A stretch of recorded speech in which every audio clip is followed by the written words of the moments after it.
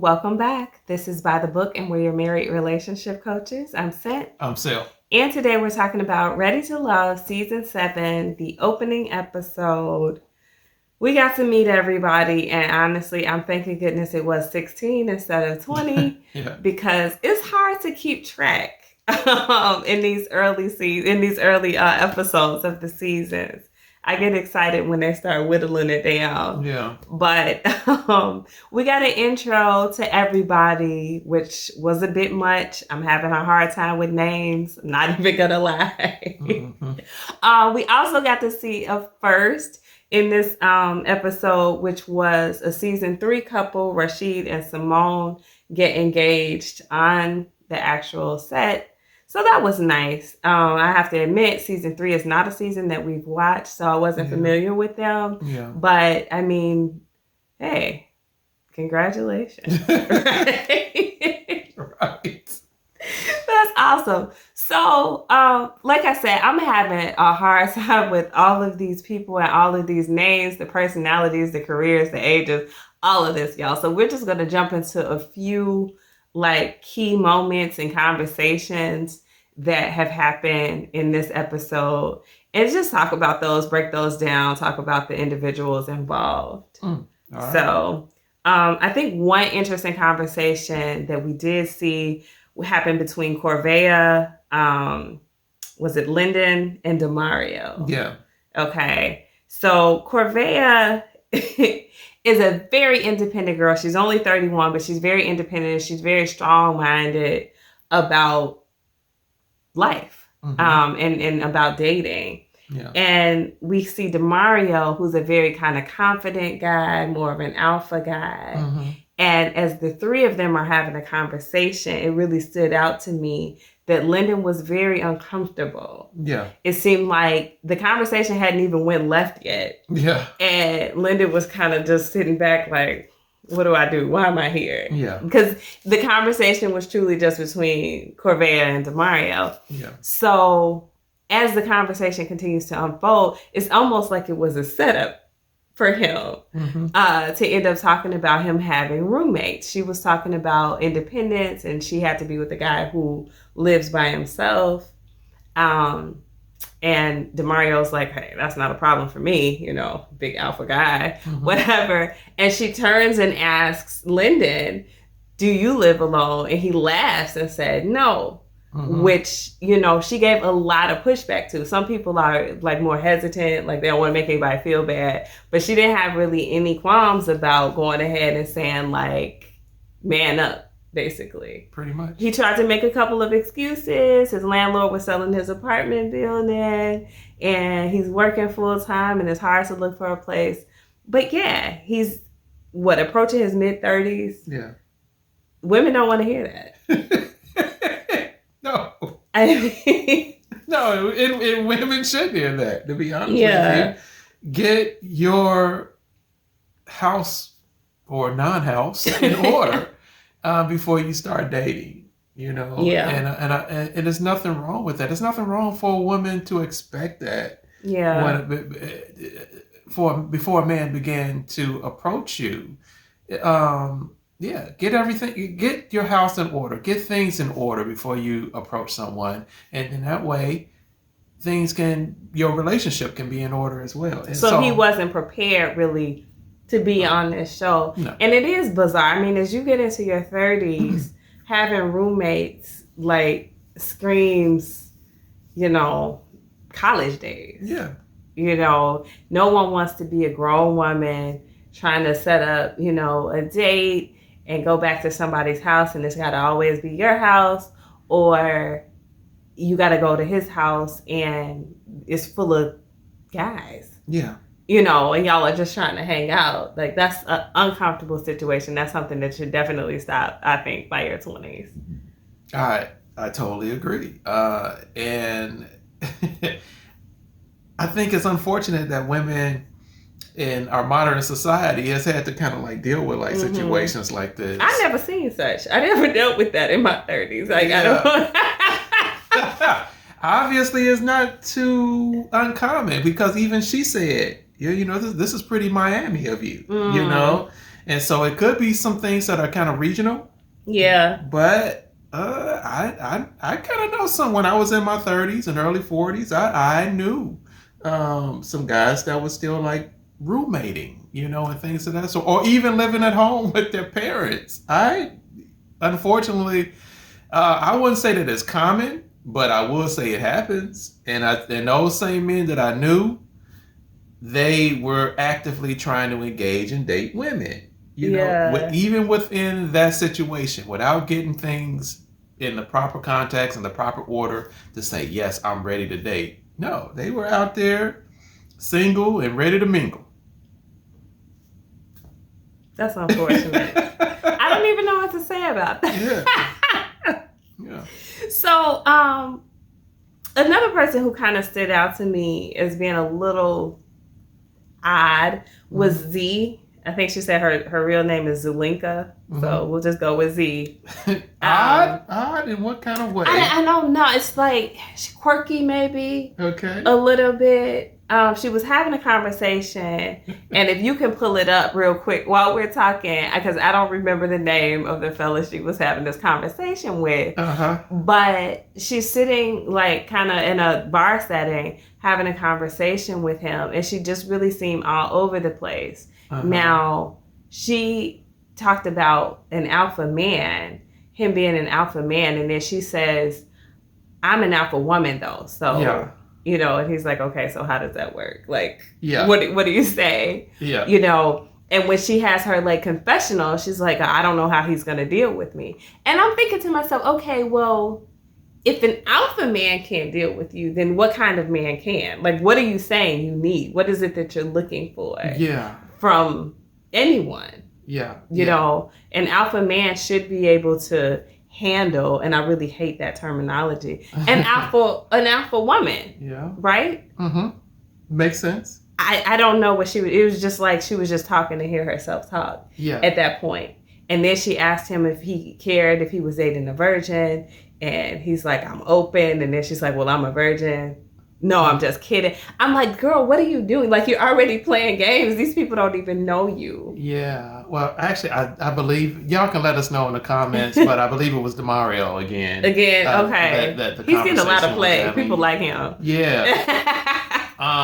But my impression on Z is she is kind of all over the place. And I think she says things without really actually thinking about what she's saying. Or how it's coming off. I think she's just saying things in the moment that maybe sound good, or she thinks this is possibly what she should say in the moment, for laughs, for kicks, or for some type of appeal. I don't know. But it's not very well thought out, whatever it is, whatever she's saying, because she does kind of like give the impression of just being out there, in the cosmos somewhere. Just, like, come right back off to Earth. the Come bat, back to Earth. Very shortly after they introduced her, I had my doubts if she would make it far in the show. I think I was talking about that, and I wasn't surprised to see her in the bottom two. Seeing her and Natasha in the bottom two. I didn't know who else would be in the bottom two, but I would not have been surprised if Z was the one who was eliminated. You seem to be surprised yourself that Natasha was eliminated. I was. I was, but they didn't really show a lot of Natasha in this episode. So I don't know if that was on purpose, because she did get eliminated. Maybe she was not as open with some of the guys. The only thing that I really saw her, the only person I really saw her engage with was Blake. And he didn't like her. He didn't like her, but nobody really liked him. So it was kind of like a trade-off. Agree. I felt bad, but one of them had to go, I guess. So.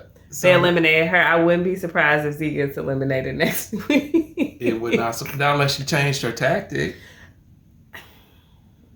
I don't know. It's just something about her. I don't see her lasting long on this show. This ain't it for her. This ain't it. You're probably right. So speaking about Blake, right? When I first saw him, I was like, oh, he looks like he's gonna age well, right? Like that was my immediate inclination about him. I'm like, okay, he's a nice looking guy. He's starting to mingle with the gray. Certain guys look nice with mingly gray hair. And he looked like one that was going to gracefully go all into his gray. Mm-hmm. And as soon as he started talking, I was like, never mind. And Natasha called it out. She was the one who said, it's the stench of arrogance. Mm-hmm. And it was. He's very arrogant, and he has what most men would judge women so harshly on, which is 3 kids and 3 baby mamas, right? Mm-hmm. And, you know, he didn't see anything wrong with that. And then his non-openness to possibly having another child is what was really off-putting, I think, to most of the ladies. Most of the ladies are at an age where they may want to have another child. Yeah. If they don't have one already. Mm-hmm. Or if they do have one already, they'll have another one. And if they don't have one, they certainly want to at least try or have the option open to them to have a child. And he was initially completely closed off, and then all of a sudden he was 87% sure it was a no. Yeah. 87%? Yeah. Who does that? Yeah.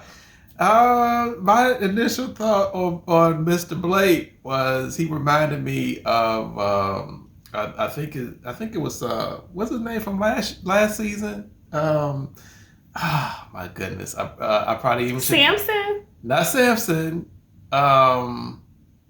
My goodness, the guy who didn't want women to chase him. Oh no, he didn't. Swayze? Not Swayze. Oh my gosh. Oh, I'm sorry, but I can't think of his name right now. But basically, his MO was he felt like a woman should present themselves to him. Y'all let me know what the name Justin is. Or Justice? Justice. Yeah. He kind of reminded me of Justice a little bit. The wheels was turning on that one, child. I didn't know who you were talking about. Yeah. And he also gave me kind of like the Kevin Samuels vibe a little bit as well, you know.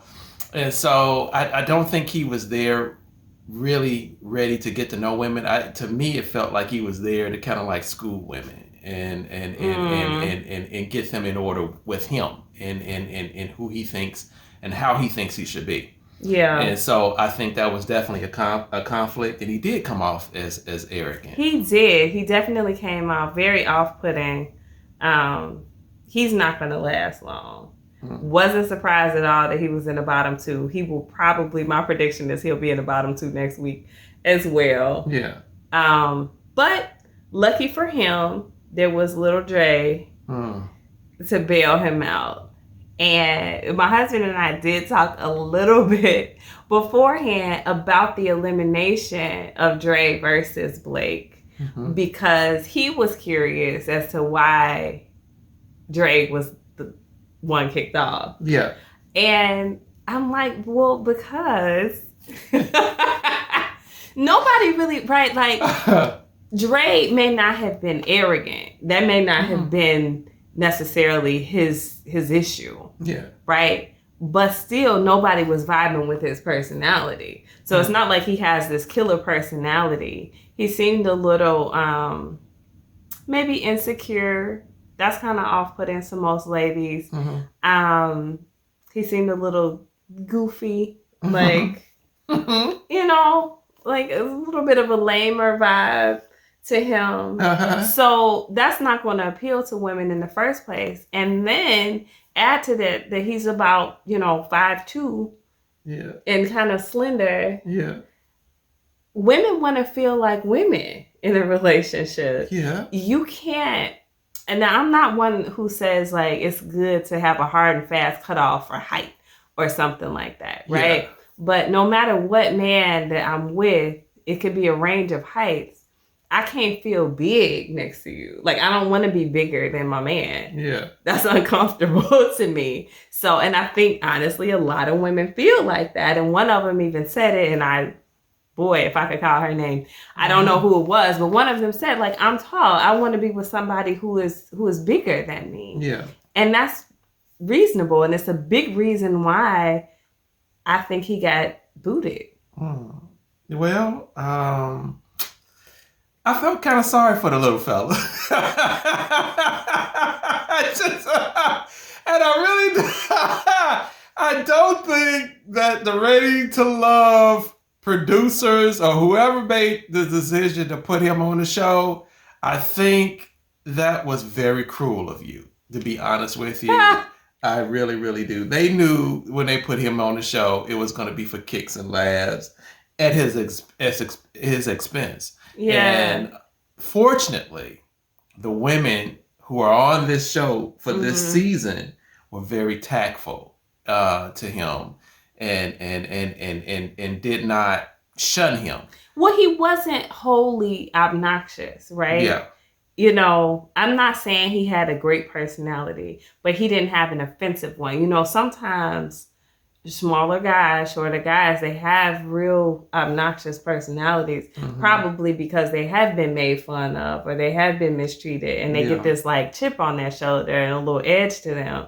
But he wasn't really like that. You know, he understood. He even said himself that his size has been challenging for him in the dating world. Yeah. So he already knows kind of what to expect. Yeah. Well, I guess he probably did, but again, I felt sorry for the little fella. I mean, he was. If you call him little fella, one more time. But he was sitting up there trying to talk to, I think her name was Marcia, and his feet was swinging. Yeah, on the it's. You know, come on. I mean, it was tough, and nobody else is like him. None of the other men are that small, not even remotely close to being that size. It was like he was in a field of giants compared to himself. Yeah. And that's tough. He would have had to have a killer personality. Yeah. And then probably find one of the smallest women who would be okay. He would have had to have a killer personality and a whole lot of money. It would have had to been something that really was going to set him apart and get a woman away from his physicality. It was going to have to be that. Not unless, like you said, it was another woman there that was, what'd you say, 5'2"? You know, if it was a woman there that was, 4'11", something like that, that was really gonna, oh, hey, you're my dream, tall enough for me. You know, you're my dream guy, you know, and there it is. But I think again, shame on the producers for doing that. Yeah, well, I think Blake will be right behind him. So Blake needs to be behind. He does. And I'm happy that the women called him on his BS, honestly, because one of them did, it might have been Corvée, I'm not sure, say he's not 87%. Like he said for sure that he didn't want any kids. And I think that Natasha was saying, once he saw that's off-putting basically to the ladies. He tried to switch it up. Yeah, he tried to switch it. So he's trying to say enough to stay on the show. Yeah. And I hope that they really hold his feet to the fire and don't let him off the hook because he's an attractive guy. The problem is there's a lot of attractive guys. So he can't win everybody over just by being like, oh, well, I'm good looking, so y'all got to keep me on. No, he's going to be off that show. Yeah. Not unless he's another Justin, because Justice, I'm sorry. Because Justice stayed on, kind of late in the show last season. I don't think he has the ability. I think he's so arrogant that he's not going to approach anybody. I think that he said enough to put his foot in his mouth that nobody's really going to want to approach him. I think that's going to be his challenge. I think Justice might have had a little bit more swag than him. Yeah. And it carried him a little farther. But this one, I don't think he's going to make it. And I'm glad. Yeah. Well, my thing was, okay, they did. I understand why they picked Dre to go home over Blake. I mean, because of the physicality that we've just been discussing. But I felt that Dre still had a better personality and more character to him than what Blake did. And so to me, it just kind of seemed like definitely the women went with the shallow end of it as far as letting Blake stay and Dre, go home. And it's just kind of lends itself to the fact to where when women complain about men being superficial and men being, very visual, by which I agree with, men are very visual, Mm-hmm. and men making decisions on women purely upon physicality.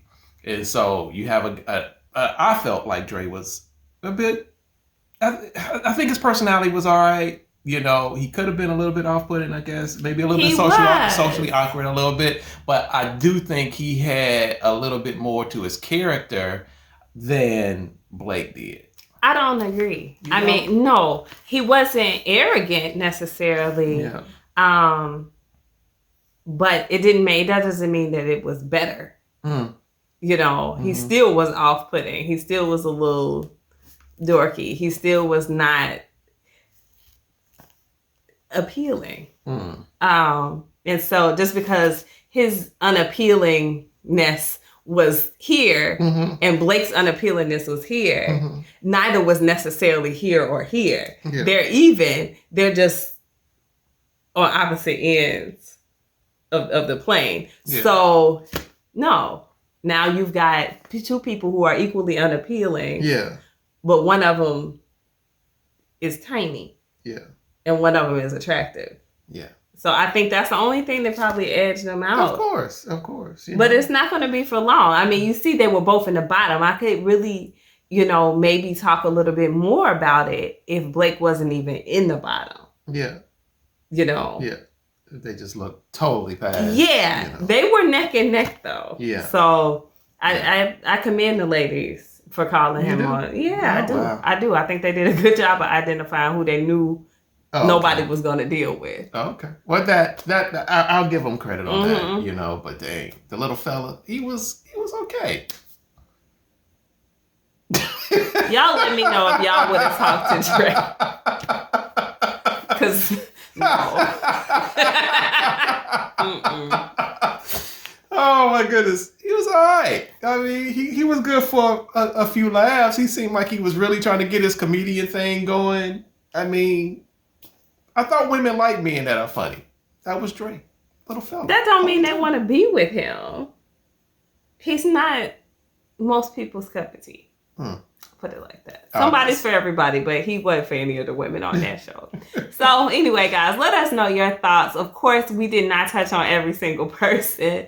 Apologies if you were looking for that. We will get into it as they start to couple off and we really start to get to know these couples. But those were like some key conversations and key things that we talked about this episode. And we'll look forward to talking a little bit more about these guys with you all next week. So just drop those comments below. Let us know your thoughts. Like, share, and subscribe. We'll talk to you soon.